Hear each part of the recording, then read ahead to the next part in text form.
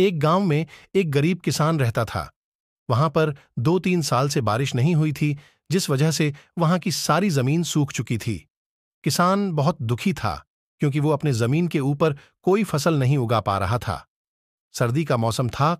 आज किसान पेड़ के नीचे आराम कर रहा था।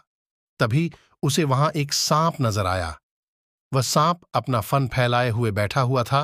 किसान के मन में एक बात आई। ये सांप काफी सालों से यहां रहता है। इसे भी इस अकाल के समय में मेरी तरह खाना ढूंढने में परेशानी होगी। फिर गरीब किसान ने मन ही मन यह तय किया कि वो हर रोज सांप को एक कटोरी दूध पिलाएगा। अगले ही दिन किसान एक कटोरी में दूध ले आया और सांप के बिल के पास रखकर कहने लगा, हे नागराज, आपको मेरा प्रणाम। मैंने कभी ध्यान नहीं दिया कि आप भी यहीं रहते हैं। सूखे की वजह से मैं तो परेशान हूं और मुझे लगता है आपको भी परेशानी हो रही होगी, इसलिए अब से मैं रोज आपको एक कटोरी दूध पिलाया करूंगा। ये बोलकर किसान ने वो कटोरी वहीं छोड़ दी और वहां से चला। अगले दिन सुबह जब वो कटोरी लेने वापस आया तो उसने देखा कि कटोरी में कुछ चमक रहा है। किसान ने कटोरी को उठाकर देखा तो उसके अंदर एक सोने का सिक्का था।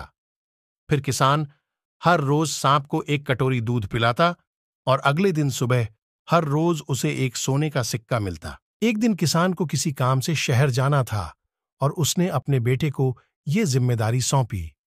उसने अपने बेटे को कहा, बेटा ध्यान से एक कटोरी दूध सांप के बिल के पास रख देना। किसान के बेटे ने अपने पिता के कहे अनुसार एक कटोरी दूध सांप के बिल के पास रख दी। अगली सुबह उसे भी सोने का सिक्का मिला। उसके बेटे ने सोचा कि यह सांप तो बड़ा कंजूस है, जरूर उसके पास बहुत सारे सोने के सिक्के होंगे, लेकिन यह तो हर रोज बस एक ही सिक्का देता है। अगर मैं इसे मार दूं तो मैं इसके सारे सोने के सिक्के ले सकता हूं। अगली शाम जब लड़का दूध देने के लिए गया तो उसने सांप को देखते ही उस पर छड़ी से वार किया, मगर सांप भी सतर्क था। उसे छड़ी तो लगी, पर उसने किसान के बेटे को भी डंस लिया। सांप का विष बहुत ही जहरीला था।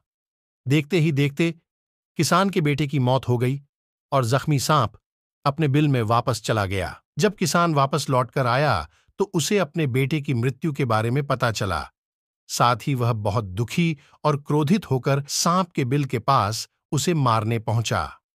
तभी उसने सांप को देखा कि सांप को भी काफी चोट आई है। उसे देखते ही वह समझ गया कि उसके बेटे ने सांप पर हमला किया होगा। वो समझ गया कि परिस्थिति ही कुछ ऐसी हो गई होगी कि सांप ने उसके बेटे को डसा होगा। उसने हाथ जोड़कर सांप से माफी मांगी और सांप से अपने बेटे को वापस लाने के लिए कहा। थोड़ी देर बाद सांप अपने बिल में जाकर बाहर आया और उसने किसान को एक जड़ी बूटी दी। गरीब किसान जड़ी बूटी लेकर अपने मरे हुए बेटी के पास गया। उसने उसके नाक के पास वो जड़ी बूटी रखी। थोड़ी देर बाद उसका बेटा खांसता हुआ उठ खड़ा हुआ। जिंदा होने के बाद किसान के बेटे को उसकी गलती का एहसास हुआ।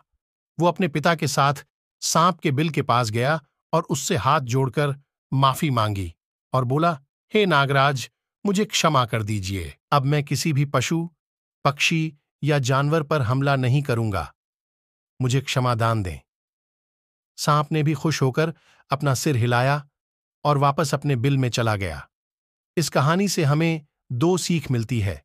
पहली ये कि लालच करना बुरी बात, और दूसरी सीख ये है कि हमें निर्दोष जीवों पे हमला नहीं करना चाहिए। हमें उन्हें बिल्कुल भी परेशान नहीं करना चाहिए। हमें उम्मीद है आपको यह कहानी जरूर पसंद आई होगी। ऐसी ही कहानी सुनने के लिए जुड़े रहिए हमसे। हम जल्द ही मिलते हैं एक और नई कहानी के साथ। तब तक के लिए धन्यवाद।